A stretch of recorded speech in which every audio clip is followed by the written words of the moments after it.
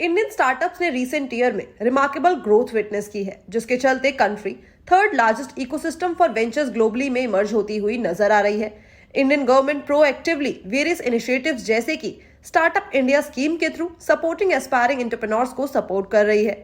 2022 में Indian startups ने $42 billion की बड़ी फंडिंग आकर्षित की थी, जो कि पिछले साल के $16 बिलियन से एक बड़ी छलांग है, जो कि $5 ट्रिलियन की इकोनॉमी के टारगेट को प्राप्त करने की भारत की एस्पिरेशन में उनकी वाइटल रोल को दर्शाता है।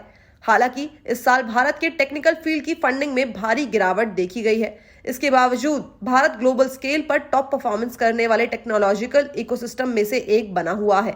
आज के टाइम पे स्टार्टअप्स कंज्यूमर की हर जरूरत यानी कि B2B से लेकर B2C तक को पूरा कर रहा है। भारत में चमकने वाले कई सेक्टर्स में fintech, e commerce, SaaS, D2C, Autotech और अदर सेक्टर शामिल है, क्योंकि ये सेक्टर इन्वेस्टमेंट चार्ट में लगातार टॉप पर रहे हैं, जो कि करंट ईयर 23 की फर्स्ट हाफ में टोटल फंडिंग का 89% है। सरकार का इंडिया को $5 ट्रिलियन की इकोनॉमी बनाने का रोड मैप तैयार हो चुका है, जिसमें inclusive growth, promoting a digital economy, fintech, technology enabled development, energy transition और क्लाइमेट एक्शन और इसके साथ ही साथ री इन्वेस्टमेंट एंड ग्रोथ पर फोकस किया जा रहा है। अब नजर डालते हैं उन सेक्टर्स पर जिन पर खासा फोकस है। सबसे पहले आता है इलेक्ट्रॉनिक व्हीकल।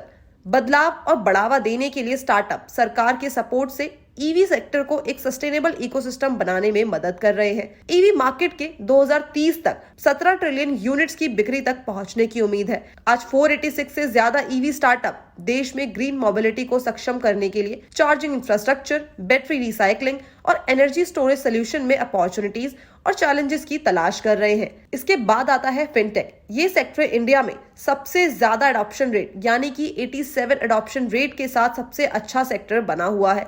लास्ट डिकेड में लगभग 6,386 स्टार्टअप भारत में कंज्यूमर की इंश्योरेंस टेक्नोलॉजी से लेकर वेरियस फाइनेंशियल जरूरतों को पूरा करने के लिए सामने आए हैं। डिजिटल लेंडिंग, कैशलेस इकोनॉमी और वेल्थ मैनेजमेंट से लेकर ब्लॉकचेन तक फिनटेक ने टियर 1, टियर 2 और टियर 3 और साथ ही साथ ग्रामीण क्षेत्रों के कंज्यूमर्स को शामिल किया है, जिससे ओवरऑल फाइनेंशियल टेक्नोलॉजी मार्केट मजबूत हुआ है, जिसके 2025 तक $1.3 ट्रिलियन तक पहुंचने का अनुमान जताया जा रहा है। इसके बाद जो नेक्स्ट पॉइंट आता है वो आता है जॉब क्रिएशन का। स्टार्टअप ने देश में लोगों के लिए करीबन 10.5 लाख से ज्यादा डायरेक्ट जॉब्स पैदा की है। एंटरप्रेन्योरशिप सेक्टर में भारत की करंट अचीवमेंट दुनिया भर में पोटेंशियल इंपैक्ट डाल रही है, जो भारत में 1 लाख यूनिकॉर्न की ग्रोथ को पार कर सकता है।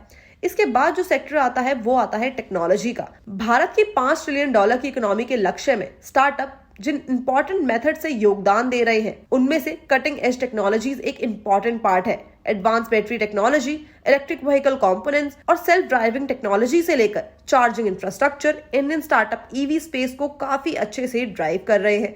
इसके अलावा बायलैटरल ट्रेड और हेल्थ केयर सेगमेंट से भी काफी ज्यादा बढ़ावा मिल रहा है।